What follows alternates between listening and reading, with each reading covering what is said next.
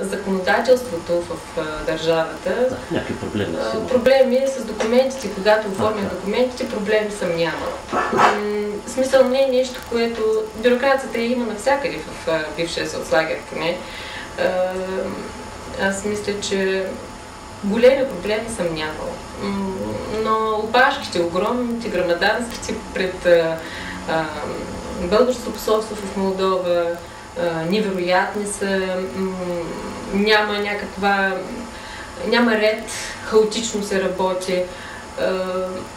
Аз, когато така ми се налагаше скоро да уреждам документите на родителите, беше някакъв кошмар.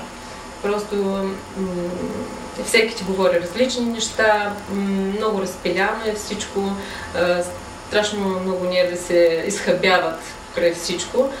Но иначе, нали, егенец получих, документите са наред, но спрямо моите родители, които също са тук, има пречка и то много сериозна. Но не знам, няма споразумение между Молдова и България спрямо пенсионерите, спрямо възрастните хора. Нали, все пак това са бесарабски българи и това са си наши хора, деца се вика, българи са.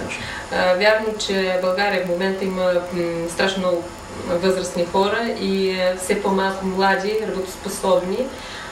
Вярвам, че това няма да им помогне, но все пак поне колкото се може.